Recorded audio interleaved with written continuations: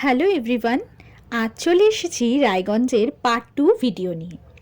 সকাল সকাল রেডি হয়ে বেরিয়ে পড়লাম রায়গঞ্জের বিখ্যাত কুলিক পাখিরালয়ের উদ্দেশ্যে। কিছুক্ষণের মধ্যে আমরা পৌঁছে গেলাম কুলিক পাখিরালয়। গেট দিয়ে ভেতরে প্রবেশ করেই দেখলাম টিকিট কাউন্টার। টিকিট মূল্য রয়েছে 120 টাকা। এই পাখিরালয় কিন্তু প্রতিদিন সকাল 10টা থেকে বিকেল 5টা পর্যন্ত খোলা থাকে, তবে ডিসেম্বর মাসে সকাল 10টা থেকে বিকেল 4টা পর্যন্ত খোলা রয়েছে।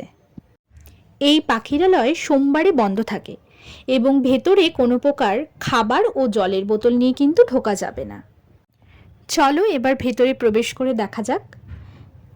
জায়গাটা বেশ সুন্দর ও শান্ত, চারিদিকে গাছপালায় ঘেরা, আর শুধু শোনা যাচ্ছে পাখিদের গুঞ্জন। এই পাখিরালয় এশিয়ার দ্বিতীয় বৃহত্তম পাখিরালয়।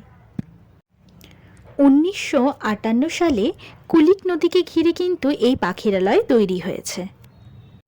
এখানে মে মাস থেকে জুন মাসের মাঝামাঝি পর্যন্ত হাজার হাজার পরিযায়ী পাখি আসে।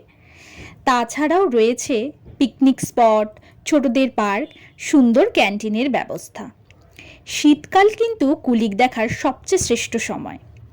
সারা বছর ভিড় থাকলেও নভেম্বর থেকে ফেব্রুয়ারি মাসে কিন্তু বেশি ভিড় হয়।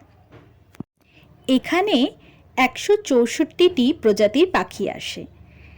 আর তাছাড়া রয়েছে ওয়াচ টাওয়ার, যেখান থেকে কিন্তু পাখিরালয়ের সব থেকে ভালো ভিউ পাওয়া যায়।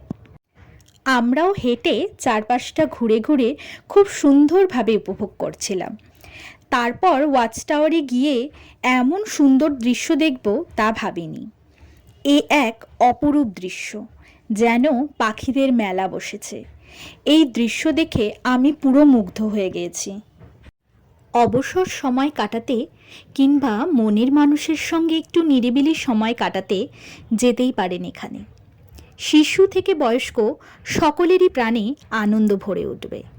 তাই দেরি না করে ব্যস্ততার জীবন থেকে 2 দিনের ছুটি নিয়ে অবশ্যই ঘুরে আসুন এই কুলিক পাখিরালয়ে।